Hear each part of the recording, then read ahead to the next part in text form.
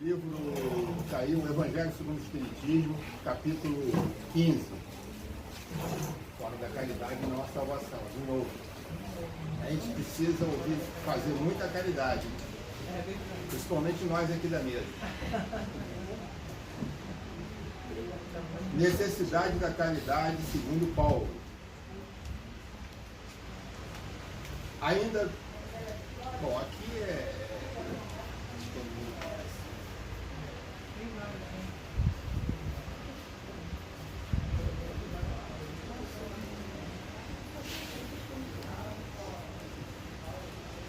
ainda quando eu falasse todas as línguas dos homens e a língua dos próprios anjos, se eu não tiver caridade, serei como o bronze que soa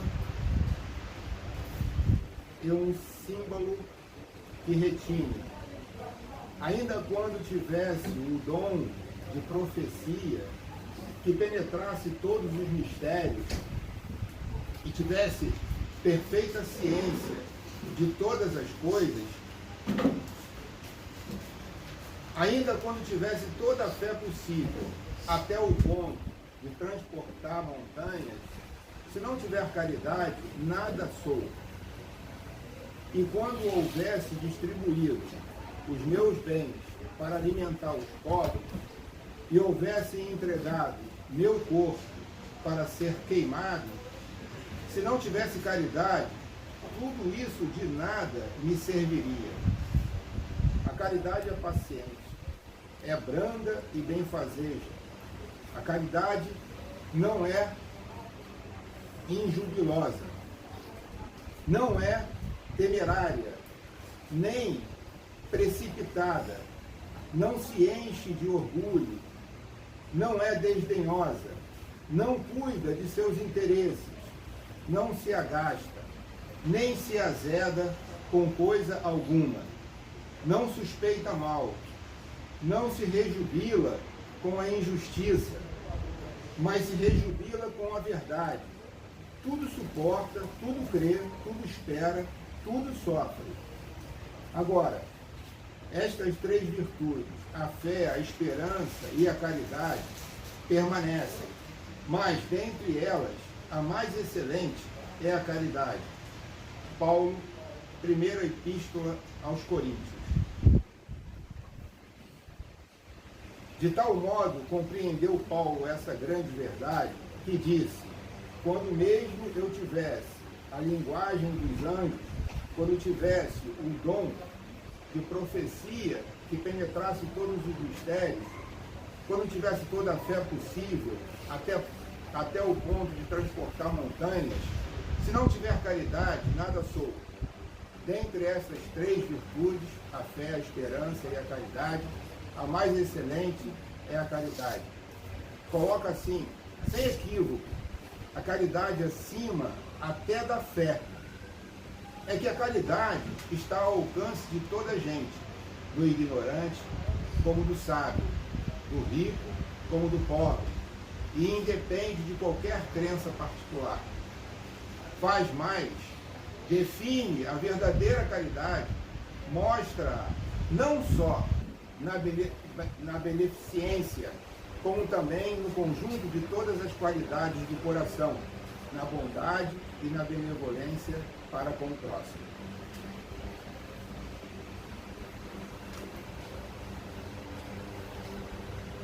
Então, por aí a gente pode ver que a caridade, ela pode ser feita por todos nós, né? Independente da situação financeira. Muitos pensam que a caridade é porque a pessoa, tendo mais dinheiro, pode fazer uma caridade maior. Muito pelo contrário. Nós podemos fazer a caridade independente da nossa situação financeira. E às vezes a caridade é escutar, é dar um bom dia, é acompanhar um paciente no hospital, ser acompanhante de um paciente no hospital. São pequenas coisas do dia a dia e que a gente pode e tem a oportunidade de praticar essa caridade. E por isso, a gente melhora um pouco, né, Primeiro o nosso padrão vibratório, né? E depois o padrão vibratório que nos cerca, né? E se todo mundo começar a se esforçar para isso, com certeza o nosso planeta se transformará num planeta mais harmônico, mais fraterno, né? Onde o próximo passa a ser a nossa meta, o próximo passa a ser o nosso objetivo. Então, Deus, nosso Pai, Jesus, nosso Mestre, mais uma vez aqui estamos, em teu nome.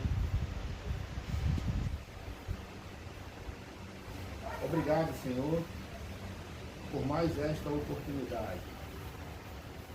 Que nós possamos, cada um de nós, tanto nós aqui na mesa, como todos os participantes, possamos fazer a nossa parte, dar o nosso quinhão. E assim, pedimos por todos aqueles que aqui vieram à busca de conforto, que possam ser atingidos e amparados em suas necessidades, com a ajuda dos amigos espirituais que sempre estão aqui conosco. E assim, em teu nome, em nome do Pai, pedimos permissão para darmos início a mais um de nossos trabalhos. Que assim seja, graças a Deus.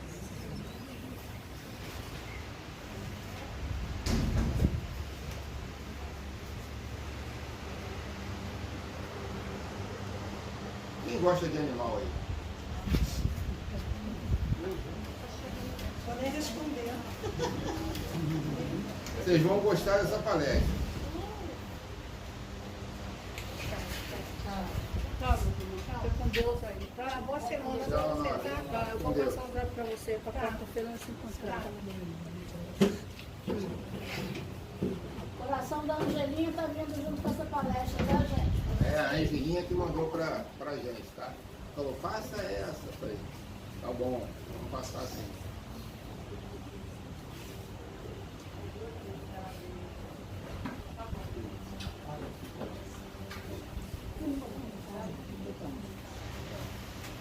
Não, o controle. Não. O controle tá lá também. Tá aqui? Tá na gaveta, tá na gaveta.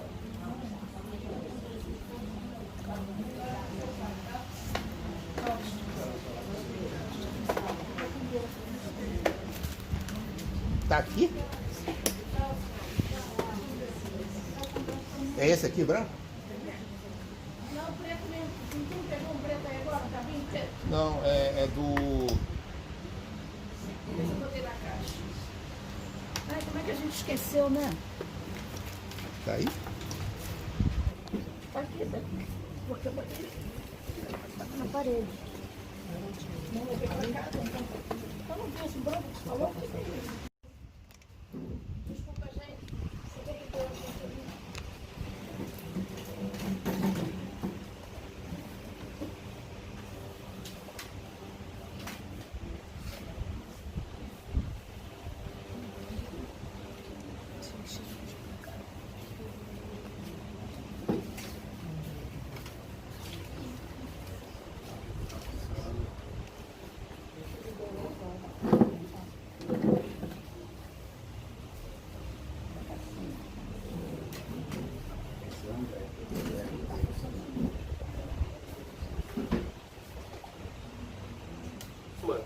envolvendo maus tratos contra animais, a omissão das prefeituras no controle de zoonoses e deixando ao Deus dará animais abandonados, e um movimento... Oi, André, bom dia para toda a sua legião aí de seguidores. Querida, você é um fenômeno, porque você sabe disso, eu conversei com você ontem à noite. Nós temos no mundo um apreço cada vez maior pela causa dos animais. Nós temos no Brasil, isso também ocorre em outros lugares do mundo, pessoas adotando animais, pessoas percebendo o drama envolvendo maus tratos contra animais, a omissão das prefeituras no controle de zoonoses e deixando ao Deus dará animais abandonados, e um movimento na direção do vegetarianismo e do veganismo que ganha força e consistência no mundo. Eu queria começar abordando um tema capital do seu livro maravilhoso, A Questão Espiritual dos Animais, em que o primeiro capítulo é a pergunta que eu vou fazer para você. Evélia, os animais têm alma? Olha, André, eu acho que eu já dei bom dia para você, para os seus seguidores e para todo mundo que está inserido nesse contexto de transformar o planeta num mundo melhor para todos, né? André, mas você está com a edição antiga do meu livro. Olha, vou mostrar a nova. Olha. A Questão Espiritual dos Animais, versão revista atualizada. Olha, André. Esse aqui se me deu há 10 anos atrás, eu não vou me desfazer dele não, porque está com seu autógrafo. Não, eu te mando outro com autógrafo também. André, essa edição aqui nova, ela é comemorativa dos 20 anos desse livro. A Folha Espírita Editora me convidou para fazer uma edição revisada e ampliada. Então essa nova edição tem novos capítulos, viu? Com texto atualizado, enfim, fica disponível aí. Você só me manda depois pelo WhatsApp o seu endereço, que eu vou te mandar direitinho, viu? Bom, vamos lá. Os animais têm alma?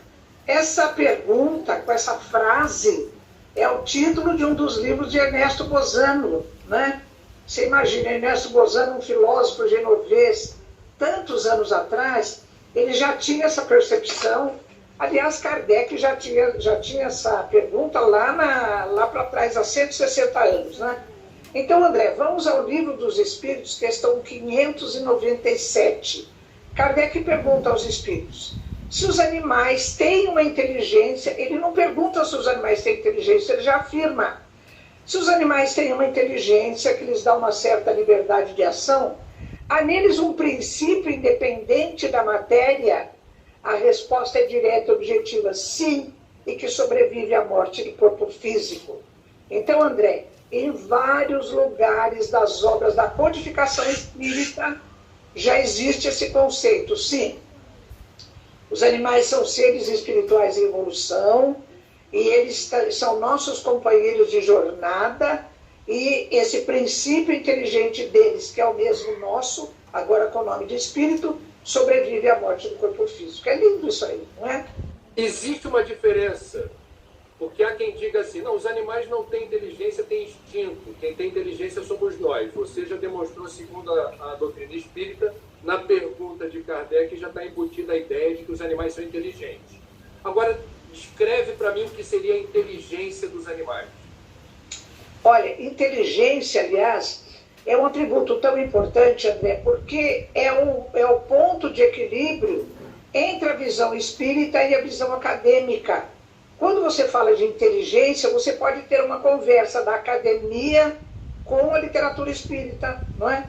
Então, inteligência, segundo um conceito emitido pela etologia, que é a ciência do comportamento animal, que depois se continua no ser humano, ela foi elaborada como ciência na década de 50, nada mais, nada menos por Konrad Lorenz.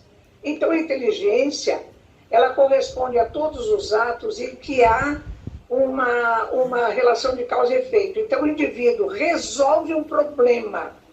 Então, hoje existe, na chamada psicologia experimental, vários modelos de testar a inteligência nos animais. Por exemplo, você pega uma ave e para ela acessar o alimento dela tem uma dificuldade. Ela vai e ela resolve. Você sabe que as aves, de modo geral, elas resolvem 11 graus de dificuldade para conseguir o alimento. Então, você resolver um problema do momento é um ato de inteligência. Os animais fazem isso com muita facilidade, né? Os animais mais primitivos, eles têm inteligência. Hoje, então, tanto na doutrina espírita quanto na ciência acadêmica, existe esse conceito de que todo ser vivo é um ser inteligente. Os animais reencarnam porque também é uma certa confusão na visão espírita. Não, eles, ao desencarnarem, vão para o espírito grupo. Tem um grupo que não teria propriamente autonomia espiritual e reencarna. Qual é a visão espírita da reencarnação dos animais? Olha, André, no Livro dos Espíritos, ali pela questão 590, 600, Kardec está falando da reencarnação. Em relação aos animais, ele pergunta: os animais podem escolher a espécie em que prefeririam encarnar? Então eu fico pensando se a minha gata vai querer depois escolher reencarnar como uma onça pintada, aquela lagartixa que fica atrás dos quadros, se depois ela vai querer reencarnar como o jacaré do Pantanal. A resposta é incisiva: não. Os animais não têm o livre-arbítrio suficientemente desenvolvido para escolher a espécie. Isso é feito por equipes humanas, de espíritos humanos, que projetam o reencarne dos animais. Mas eles reencarnam. Na sequência dessa pergunta, Kardec fala: os animais progridem como homem através do processo reencarnatório? Sim, os animais progridem através do processo reencarnatório. Olha que bonito, né? E nós podemos ajudar ou atrapalhar o projeto evolutivo, digamos assim, que a natureza impõe a todos os seres vivos, na direção dessa sofisticação, dessa maior complexidade no campo do sentimento, do instinto, do conhecimento. Aqueles filmes de Hollywood que mostram assim, o cachorrinho que cresceu numa família, aí partiu. Esse cachorrinho pode voltar a ter contato com seus donos? Como é que funciona esses encontros e desencontros? André, recentemente eu fiz uma palestra, uma live lá pela Associação Médico Espírita do Estado do Espírito Santo. E o título eu coloquei assim: o papel dos sapiens, que é a nossa espécie, nas transformações evolutivas do planeta. E eu toquei esse assunto que você está levantando. Porque assim, André, nós podemos tanto atrapalhar a evolução dos animais, subjugá-los, impor sofrimento, impor tantas coisas ao nosso arbítrio, como podemos ajudá-los. Por exemplo, um animal que está encarnado numa família, está convivendo com uma família, está aprendendo afetividade, está aprendendo disciplina. Nós estamos ajudando esse animal, como ele também nos ajuda quando ele faz os chamados serviços, né? Por exemplo, o cão-guia para cegos, esses animais que são usados na antigamente chamada zooterapia. Então, quando existe uma relação afetiva, eu já perguntei para o plano espiritual, quase sempre, para continuar o aprendizado do amor, esses animais voltam a encarnar no mesmo núcleo familiar ou no mesmo núcleo de animais. André, tem estudos maravilhosos mostrando, por exemplo, tem grupos de animais que têm laços afetivos muito fortes. Tem uma história de um santuário de elefantes nos Estados Unidos. Então, os elefantes ficam lá, é um parque enorme e tal. Chegou uma fêmea que foi egressa de um circo. Bom, aí o que eles fazem? Eles põem esse animal num cercado para que ela vá se adaptando aos poucos com os outros elefantes. Bom, chegou uma outra elefanta lá, uma outra fêmea, ficou emitindo som, e as duas assim. André, foram levantar a história dessas duas. Há 20 anos elas estavam separadas, mas elas estiveram juntas no mesmo circo. Nossa. Ou seja, aí quando liberaram essa fêmea do cercado, a outra enrolou a tromba dela na tromba da amiguinha e levou ela para conhecer todo o santuário. Olha, mas foi uma coisa maravilhosa. Então, quando acontece isso, os espíritos dizem que os animais voltam para o mesmo núcleo, ou de animais, ou de seres humanos, para continuar o seu aprendizado do amor. Os animais não têm livre-arbítrio? Tem na medida do estágio evolutivo deles. Por exemplo, o meu cachorro, quando eu mando lavar a cortina, ele quer fazer xixi na minha cortina. Entendeu? É livre-arbítrio dele, para marcar o território dele, né? Então, ou ele está pedindo para sair para o quintal, ou a gata quer o leitinho dela, então ela vem e fica miando na frente da geladeira até eu abrir Então, eles têm livre-arbítrio para as coisas necessárias ao seu mundo de vivência, especialmente para as suas necessidades. Agora, não para decidir a espécie que gostaria de reencarnar. Né? Como é que a gente explica, então, que um cachorrinho, que durante a encarnação inteira foi objeto de muito carinho, muito mimo, muita cafuné, banho, passeio, comida boa e tudo, e um vira-lata, enxotado, maltratado, espancado, açoitado. Se a gente, quando fala do livre-arbítrio, pensa que as escolhas que fazemos determinam consequências. Agora, animais, quando vêm ao mundo da matéria e têm destinos tão diferentes, o que explicaria essas experiências tão díspares de uma para outra? André, isso certamente não foi assim, não é um destino projetado para esse animal vai ficar no bonitinho, o outro não, o outro vai sofrer uma marreta na cabeça e tal. Mas isso depende do livre-arbítrio de nós encarnados, né? Porque, por exemplo, mesmo trazendo os animais para dentro de casa, para ser o nosso pet, a gente, de modo geral, André, isso está virando assim uma epidemia, a chamada humanização dos animais. Então, assim, você vai no Parque Ibirapuera aqui em São Paulo, tem gente passeando com o seu cachorro na guia, na coleira, ele tem 4 sapatinhos, ele está de óculos escuro, ele está de bonezinho, ele está de mochila, sabe? Ou então tem outros passeando com o seu cachorro dentro de um carrinho, como se fosse um bebê, mas não é um carrinho de bebê.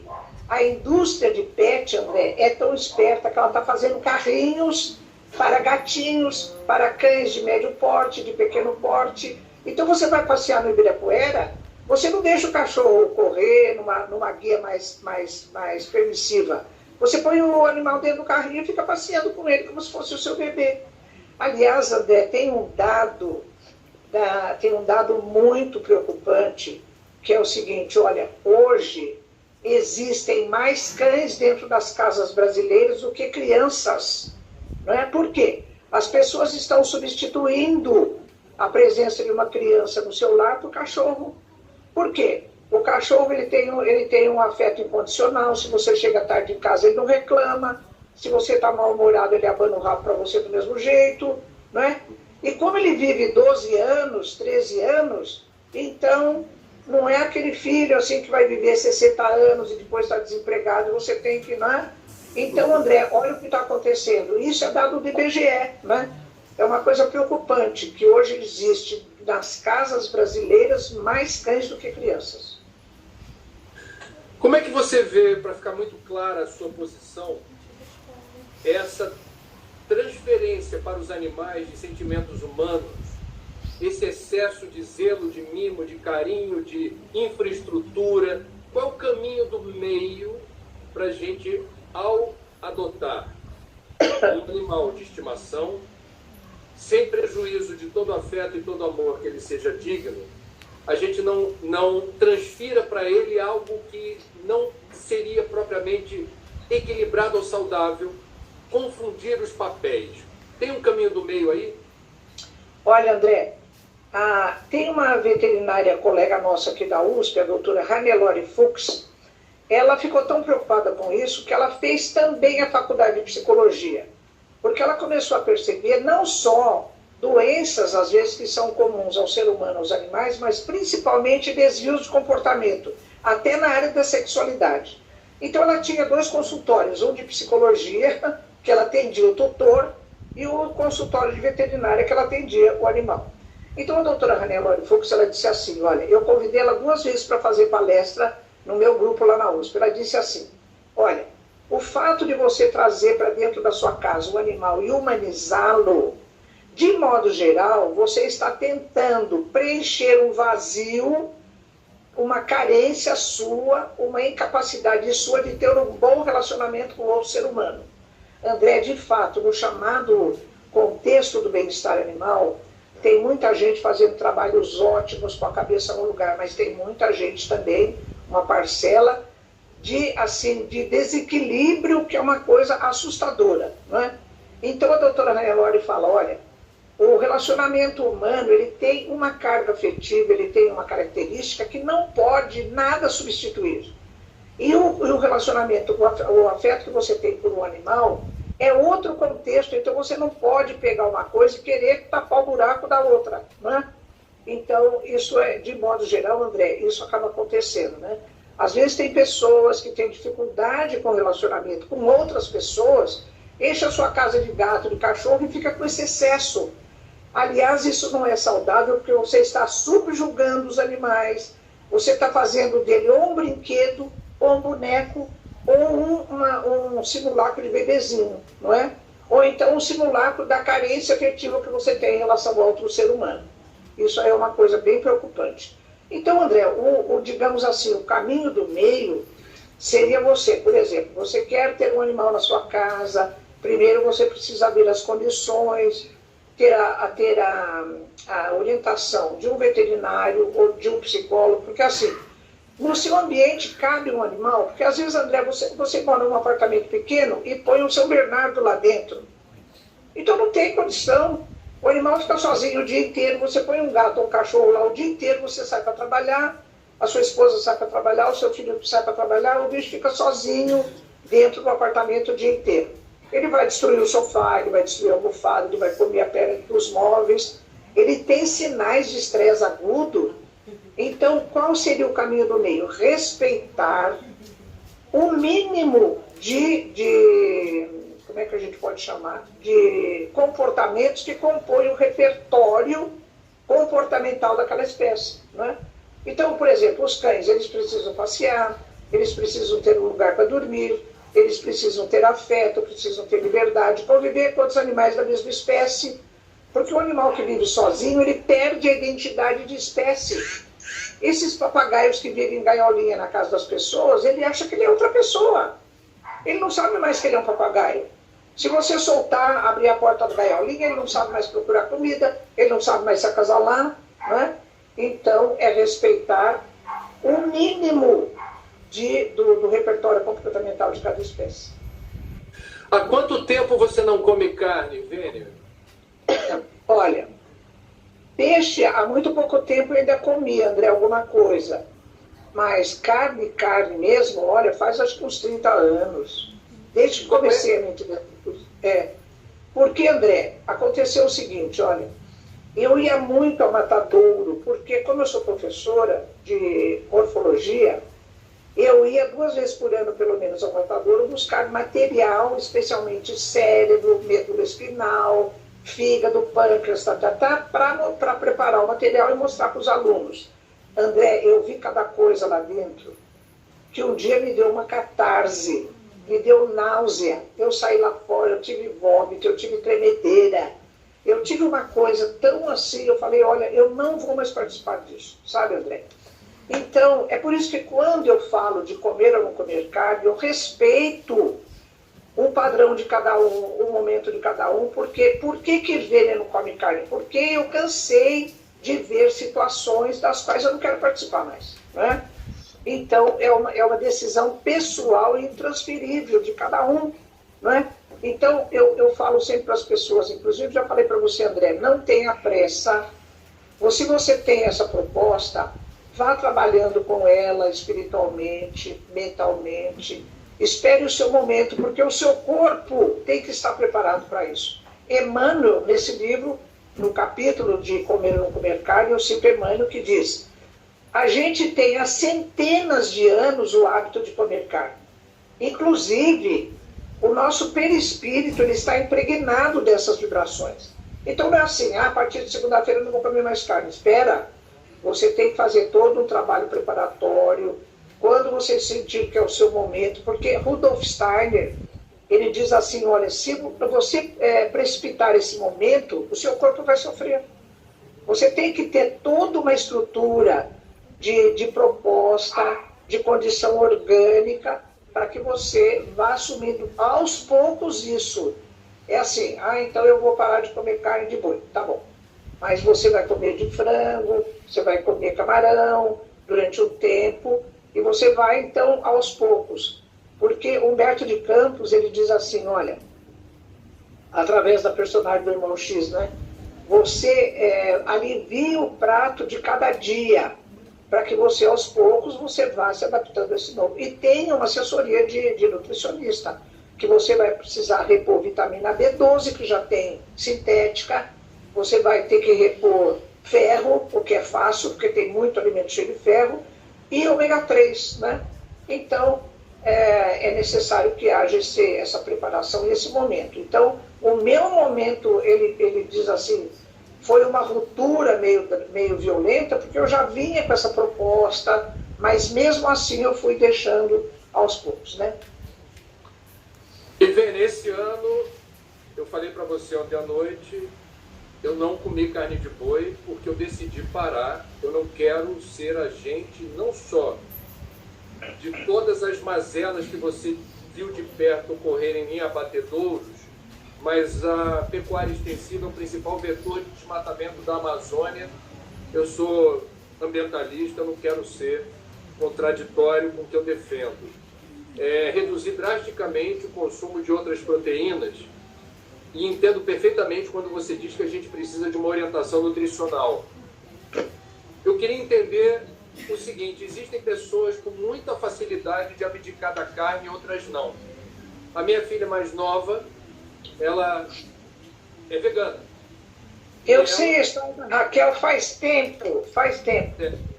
E aí você está vendo, Ivênia, como é que tem uma garotada que está chegando por aí, que parece muito claramente adaptada a uma dieta sem proteína animal, e isso ocorre sem que os pais determinem, e com a indústria da proteína animal se adaptando a essa realidade, oferecendo um cardápio de carne, vegetal e outras coisas. Isso passou a ser verdade no mercado. Você tem alguma explicação para isso? Por que essa nova cultura apareceu com essa força, no intervalo de tempo tão curto, vindo de baixo para cima? André, eu acho que os espíritos superiores, eles estão investindo nessa coisa da transformação do planeta para que a gente possa merecer o estágio de transição acima do que nós estamos, né? Então, uma coisa, André, é que esses espíritos já vêm com essa proposta e com essa condição. André, eu tenho 10 netos. Eu posso dizer para você que dos 10, pelo menos 6 se recusaram a comer carne desde o começo, sabe? E não comem carne, não comem nada de produto animal. Alguns ainda comem peixe, ovo, outros não comem. Então, você tem razão. Hoje em dia existe mais frequência, mais gente, principalmente das novas gerações que já estão com essa proposta, né?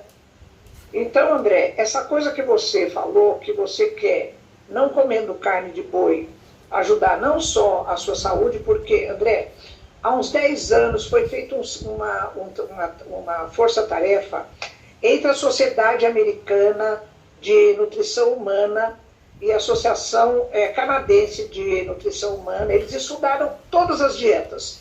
A dieta carnívora, a ovo-lacto-vegetariana, e concluíram que a melhor dieta para a saúde do corpo humano é a dieta vegetariana.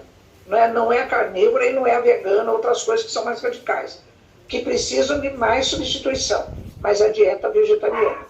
Então, André, isso não só visa a saúde do nosso corpo, mas é assim, eu parei de comer carne, eu não estava muito preocupada com a minha saúde, mas em poupar os animais de sofrimento na criação industrial, que é perversa, no abate, que é perverso. Então, para poupar a vida e o sofrimento dos animais.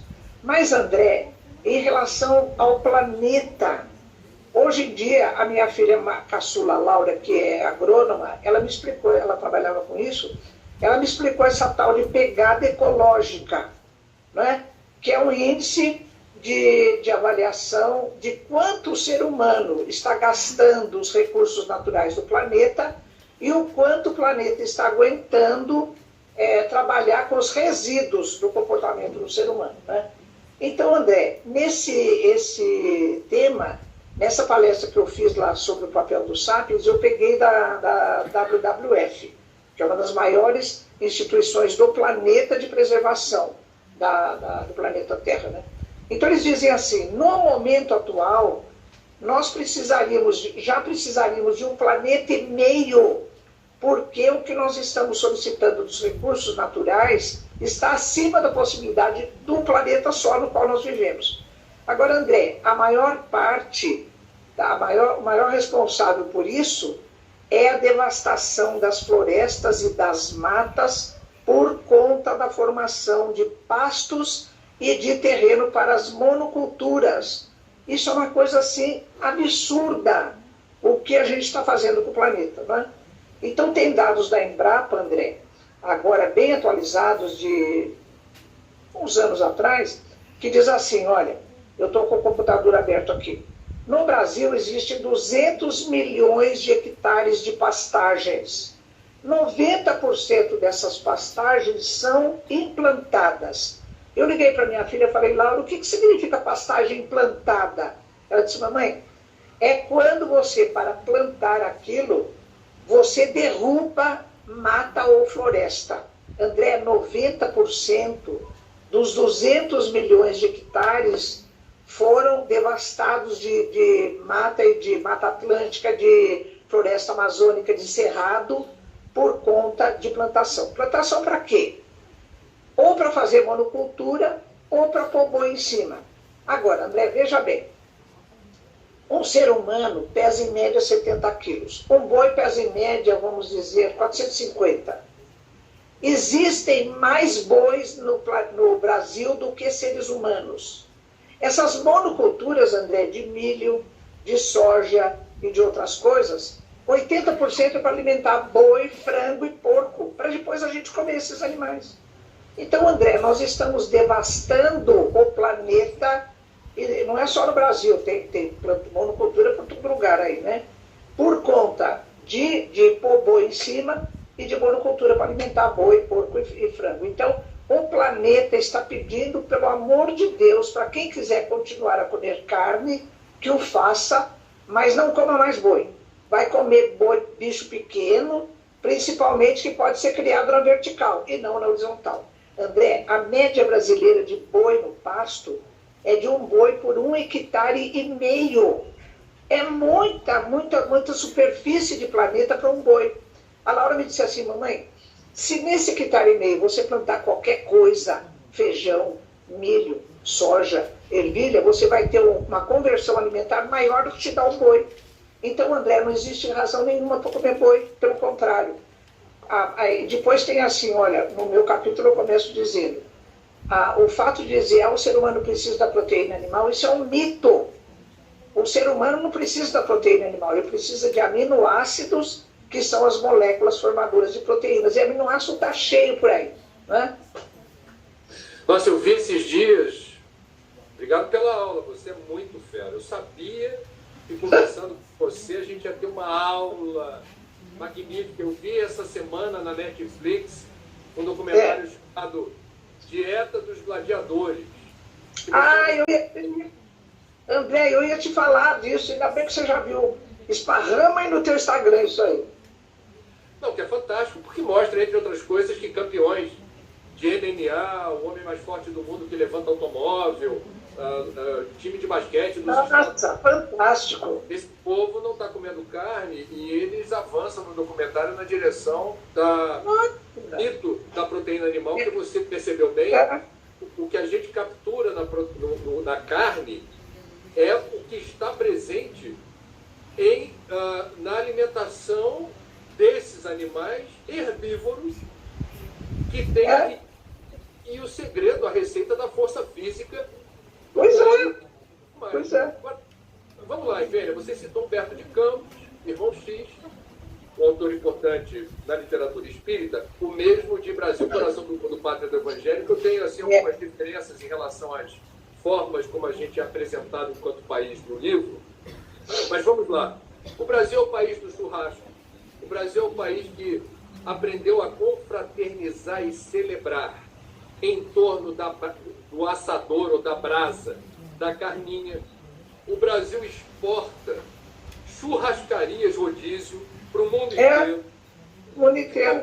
E o Brasil é o país do mundo que mais promove abate de animais para consumo e caça ilegal de animais silvestres. Então, na minha forma de fazer essa conta, o Brasil, que é coração do mundo, pátria do evangelho, potência ambiental, mega biodiversa, é um país que está dilapidando, destruindo, devastando de uma forma horrorosa, cruel, seu patrimônio natural e seus animais. Eu queria te perguntar, como espírita, isso configura um karma coletivo? Quer dizer, o Brasil, em pleno século XXI, está tão deslumbrado com proteína animal, é um problema para a gente? Olha, André, é uma questão econômica, né? Porque o PIB do agronegócio é altíssimo, né? Então, fala assim, de repente vai parar com tudo, o que vai fazer com 220 milhões de bois que tem no Brasil? Né? O que vai fazer com essas plantações de coisa? Então, a coisa criou um vulto tão grande que a gente precisa ir fazendo um decréscimo também aos poucos. Porque não dá para parar de repente com a produção de tudo, com o matadouro, com o frigorífico, né? Então tem que fazer uma desaceleração progressiva. Agora, André, isso é uma questão cultural que vai demorar muito ainda para chegar num nível aceitável, né? Vai demorar muito. E você sabe, André, nessa pegada ecológica, qual é a região brasileira que mais consome carne? Eu fiquei surpresa quando eu soube, quando a Laura me contou. O que mais consome? Você pensa que é o Rio Grande do Sul, que é Porto Alegre, que é a região dos Pampas, né? Não é. É Mato Grosso. André, a pegada ecológica pior em relação ao consumo de carne é a região de Mato Grosso, Campo Grande, as outras cidades lá. O Décio Iandro, meu amigo que mora em Campo Grande, ele falou, Irvine, é assim, esse sábado eu vou na casa do meu cunhado, tem a piscina, tem a churrascaria, tem a churrasqueira, a cerveja. Sábado que vem é na casa do sogro, né, na minha casa, cada um. Então, é uma questão cultural, sabe? Você vai para as fazendas dos amigos, então é churrasco. É uma questão cultural. E lá, André, o ano passado eu estive na região lá de Dourados. Eu fiz palestra em 3 cidades que eram equidistantes uma da outra, 100, 120 quilômetros. Então, eu percorri esse triângulo. André, eu não vi 1 metro quadrado de cerrado. Era só monocultura de milho. Aquilo é muito bonito de ver, né? Ou soja. Eu falei, meu Deus, cadê o cerrado dessa região? Não tem mais. Não tem mais. Né? Não tem mais. Agora, Ivênia, você e o doutor Frutuoso, aqui da Universidade do Estado do Rio de Janeiro, médico oncologista. Eu conheço. Vocês dois que são meus amigos, eu tenho o prazer de dizer isso, representam, a meu ver, uma opinião pessoal, acadêmicos com uma formação técnica robusta e que trazem para a academia, para a universidade, questões que são tanto alienígenas, não são questões propriamente populares, ou que são recorrentes em trabalhos de pesquisa. Você, quando traz questões éticas alusivas à criação de animais e o protocolo responsável na abordagem das nossas relações com os animais. Doutor Frutuoso, que a gente vai ouvir oportunamente, traz a questão da medicina espiritual e como o tempo inteiro os profissionais de saúde não estão desamparados ou desassistidos de outras dinâmicas que envolvem cura, tratamento, terapia. Você, como é que é estar na maior universidade do Brasil, já ter ocupado e continuar ocupando cargos tão importantes e dignos dentro da universidade, sendo uma autora espírita que fala da realidade espiritual dos animais, que os animais têm alma, que eles reencarnam, que não é legal comer carne se você pode evitar. Como é que você lida no seu meio com essas informações? Bom, André, eu posso resumir dizendo o seguinte, eu estou no contrafluxo. Eu sou uma pedra. Eu sou uma pedra no sapato da academia, né? Porque, André, olha, deixa eu ver se eu lembro, 1989, está fazendo 30 anos, eu escrevi um artigo numa das revistas da minha faculdade com esse título, Os Animais Têm Alma. Pedi licença a Ernesto Bozano. André, olha, eu quase fui linchada. Se bem que eu coloquei assim, que logo no começo, que o termo alma não tinha nenhuma conotação religiosa, eu estava remontando ao latim ânimos, que quer dizer mente, psique, psiquismo, também alma e espírito, mas eu estava focalizando o seu conceito enquanto mente e psiquismo. Por quê, André? Porque eu era presidente da comissão de bioética e não tinha regulamentação para o uso de animais, nem em pesquisa, nem em ensino. E eu peguei a comissão, fiz uma minuta e mandei essa regulamentação para todos os níveis. Foi indo. Quando chegou na congregação, eu pus várias vezes a expressão sofrimento mental dos animais. 2 colegas lá da congregação caíram de pau em cima de mim, falando que imagina eu falar em mente nos animais, que mente é um atributo humano. Eu falei, mas do que vocês estão falando? André, eu saí tão injuriada de lá que eu fui para a biblioteca, pesquisei tudo quanto era filósofo e peguei e escrevi esse artigo para dar o recado para o meio acadêmico que os animais têm sim essa dimensão chamada mente e psiquismo. Aliás, no livro que depois eu escrevi da minha especialidade lá, que se chama Neuroanatomia Funcional em Medicina Veterinária com Correlações Clínicas, um dos capítulos eu pus bases neurofuncionais da relação cérebro-mente nos animais e me esbaldei ali, né? Falando no enfoque acadêmico. Então, André, depois desse artigo que eu escrevi lá, aí eu comecei a fazer palestra pelas ONGs, porque todo mundo ficou sabendo e começou a Aí, uma palestra que eu fiz em São Carlos, para ONGs da região, estava lá um professor da USP que tinha uma editora, professor Fernando Costela. Ele disse, professor, a senhora precisa escrever um livro sobre isso. Aí eu peguei e falei, bom, como é que seria? Foi esse primeiro livro que eu escrevi, Alma dos Animais. Aí eu não pus mais o título do Ernesto Bozano, né, porque já tinha, eu pus A Alma dos Animais. Ficou esse livro muito tempo parado. Depois, agora em 2018, lá com o pessoal de Matão, do Cardachutel, né, editora Clarim, eles me falaram, Vênia, por que você não reedita esse livro? Ele tá esgotado. Eu falei, pois é, a editora mudou de perfil. Ele falou, você não quer fazer a nova edição aqui? Eu falei, quero. Aí eu fiz, né? Que é esse aqui, André. Eu não sei se você tem. Então ele está editado desde 2018, foi revisado e atualizado pela editora O Clarim, lá de Matão. Então, André, respondendo a sua pergunta, mas eu não desisti, não, sabe? Eu criei lá na faculdade, já faz mais de 10 anos, o que eu chamo de MEDVESP, Movimento Cultural de Medicina Veterinária e Espiritualidade. Uau. Aí eu começo a apresentação dizendo assim, boa noite a todos, estamos aqui reunidos, e a primeira coisa que eu gostaria de dizer é que esse termo espiritualidade não tem nenhuma conotação religiosa, uma vez que muitos sabem que eu sou ativista da divulgação no movimento espírita, que eu faço no meio espírita, não aqui dentro da academia. Aí começa tal, né? Então, André, na academia, a gente tem que... Olha, mas eu já tive cada episódio, assim, uns pouquíssimos, né, que estão em volta de mim, que estão junto comigo, mas a maioria fala que eu estou assim, imagina, porque... Dentro da veterinária, André, existem 2 ramos perversos. Um é da produção animal, o outro é da saúde pública, que visa o bem-estar do ser humano. Agora é que, por exemplo, até pouco tempo, se você tivesse um cachorro com leishmaniose visceral, por lei, você tinha que permitir a eutanásia do cachorro, né? Agora já existe uma vertente que permite tratamento, mesmo isolado, não sei o quê. Mas é uma coisa assim muito a longo prazo. Né? São Francisco abençoa e protege os protetores dos animais?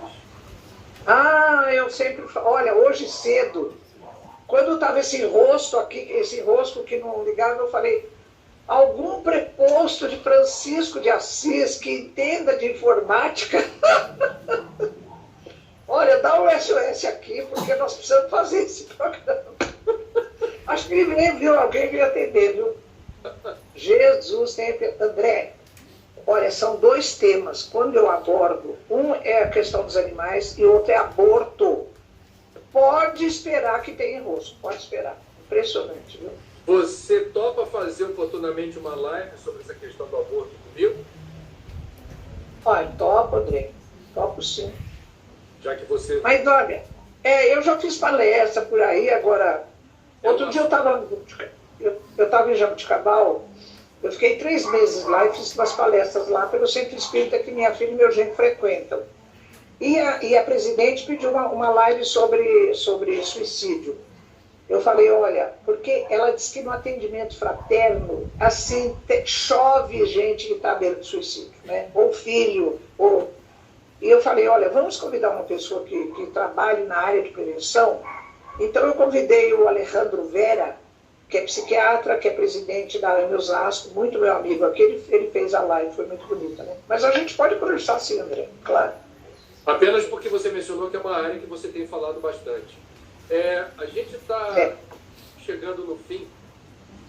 Eu queria primeiro que você me explicasse ou dissesse para as muitas pessoas que nos acompanham aqui, vão acompanhar depois, porque essa conversa vai ficar no feed do Instagram e será disponibilizada no meu canal do YouTube. Muita gente vai acessar essa conversa nossa. Tem muita gente com diferentes gêneros de curiosidade. Primeiro eu queria que você falasse novamente dos seus livros e onde as pessoas podem encontrá-los, por favor. Tivemos uma variação aqui no sinal, então eu vejo... Daí para frente, já está no final, aí ela não consegue retornar. Aí o André tenta, mas não conseguiu. Mas até aí já foi praticamente toda... Não sei se vocês gostaram, mas isso aí aconteceu, é muito comum acontecer isso. Aconteceu comigo uma vez aqui no interior do estado do Rio de Janeiro. Nós fomos numa festa, essas festas que tem São João, né? E tinha um boi desse tamanho. Eles chamam até, esqueci o nome, estava rolando lá no negócio. E dentro do boi ainda tinha um porco. Cara, todo mundo comeu carne. Eu não consegui comer. Eu vi aquilo ali e não consegui comer. Naquele momento, eu como carne. Mas naquele momento eu não consegui comer. Me deu é como ela falou, realmente isso acontece. É muito comum acontecer isso. E nós estamos, né, o nosso estágio evolutivo, né, realmente há um exagero muito grande por parte, nós temos amigos que a pessoa só falta comprar um berço e botar o cachorrinho para deitar no berço. Às vezes até no quarto existe esse exagero, então a gente tem que fazer realmente sabe que são seres em evolução, né? Mas separar uma coisa da outra. Né? É porque a nossa parte auxiliar no desenvolvimento deles, né? Mas não humanizá-los.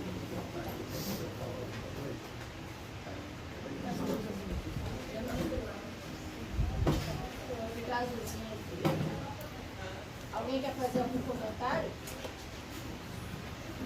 Eu adorei a palestra. Foi bom, né, Sol? Depois a gente, quem quiser depois, manda para a Tânia ou para mim, que tiver e eu mando essa palestra. Mas eu vou gravar também a reunião. A gente está gravando a reunião e eu coloco naquele grupo de colaboradores também, vocês podem pegar. E a palestra também eu posso passar também. Vou mandar essa palestra para um monte de coordenadores que eu conheço. Mas é um terreno que está crescendo mesmo. Lá na Barra da Tijuca, tinha uma loja, cara, não é brincadeira não, eu acho que era a maior loja que tem desse negócio de pet. Era imensa, tinha tudo. Tinha tudo. Você olhava assim, tinha coisa que eu nem sabia para que servia.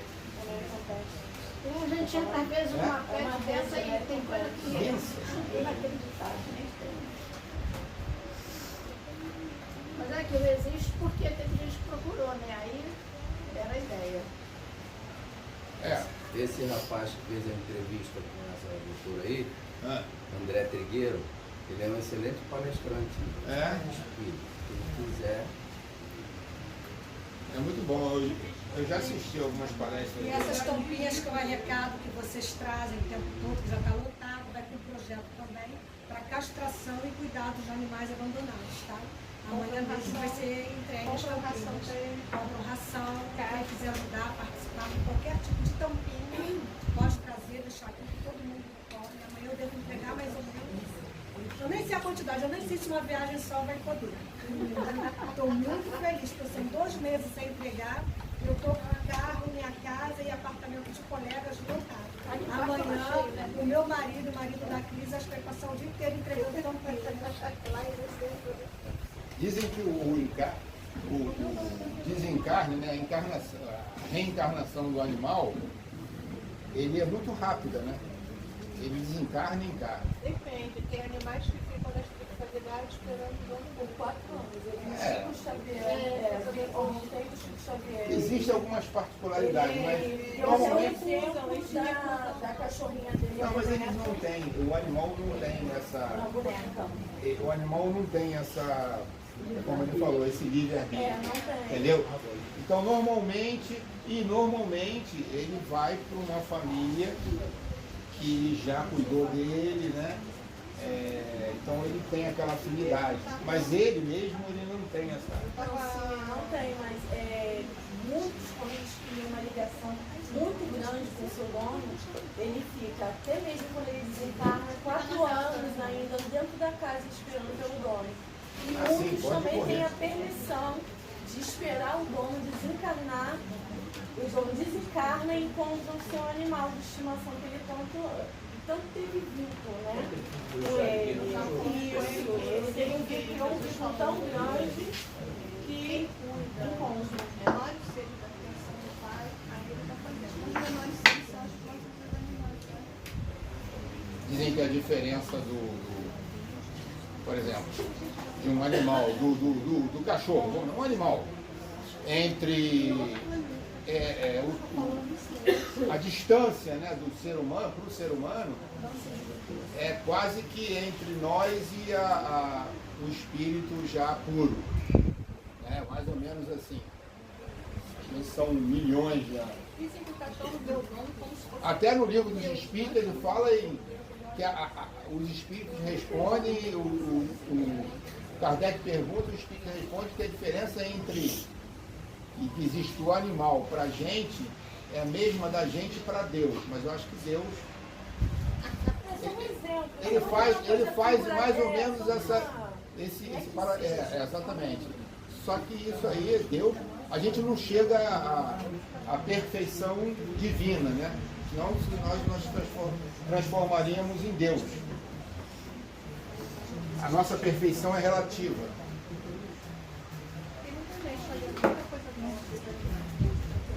Só um minutinho, número 13 para o atendimento. Número 13. Quem é?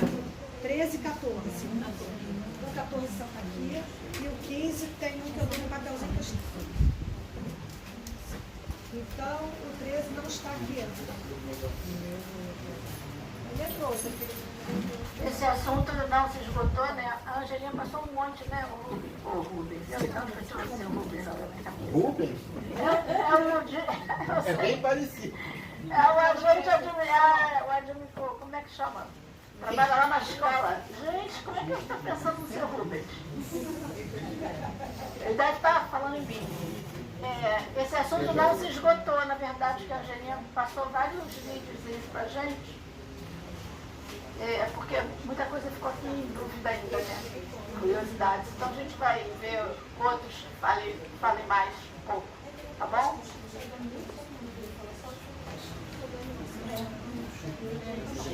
Eu realmente.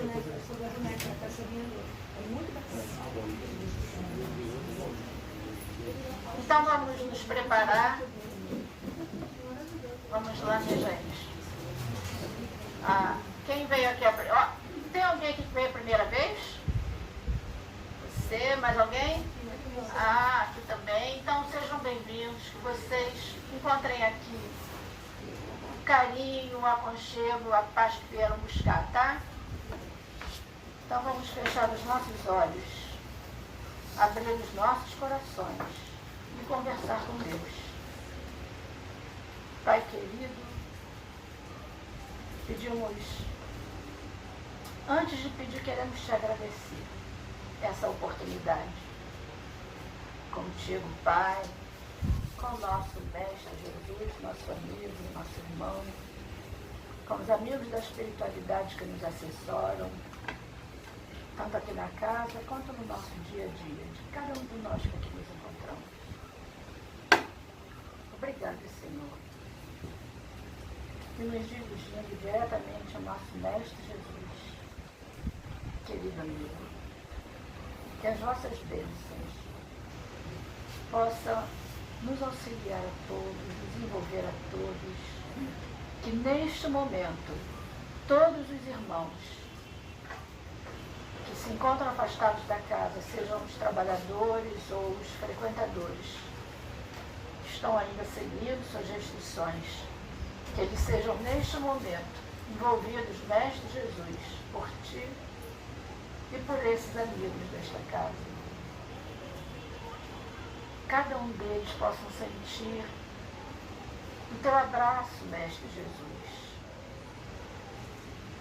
o teu aroma, a tua paz,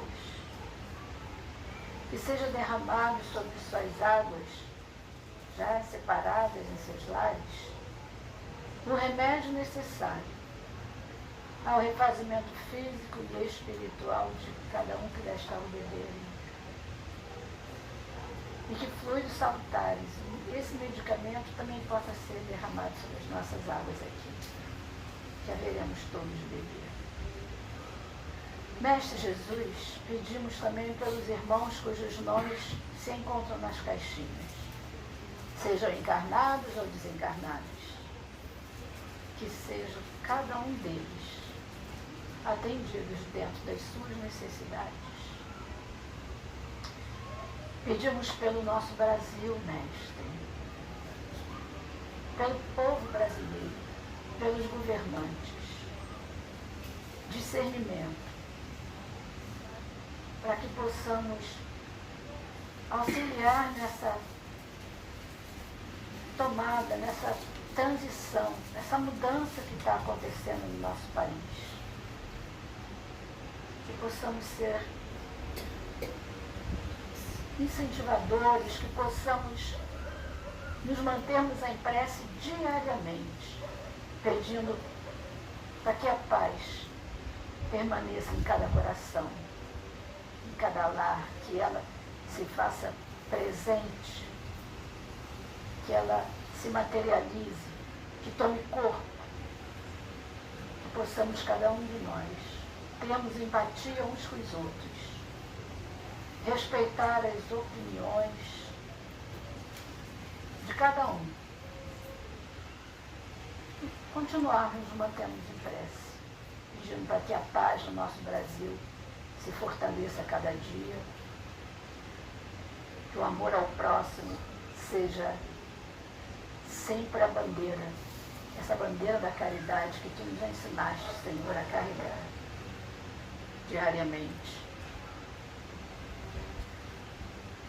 Pedimos também por toda a humanidade, que todos os países, todos os seres humanos, pedimos pelos recursos naturais que atualmente estão se revitalizando com esses momentos que nos deixam tristes por estarmos guardados dentro de casa, mas que ao mesmo tempo colaborando tanto para que a natureza se renove. Porque é tudo a criação do nosso Pai. Tudo e todos somos parte dessa criação e somos também co-criadores. Então, bênçãos, Mestre Jesus, para o nosso planeta. Possamos, ao retornar aos nossos lares, levarmos conosco no nosso coração, no nosso interior, as vossas bênçãos, a vossa paz, a vossa luz, e que ao adentrarmos à porta dos nossos lares, que possamos expandir essa luz, a envolver os nossos amores. Mestre querido, ampara-nos cada um de nós, trabalhadores encarnados e desencarnados, devemos dar continuidade aos trabalhos desta casa. Uma semana de paz, tranquila, produtiva em teu nome. Bênçãos, Mestre Jesus, que assim seja. Graças a Deus.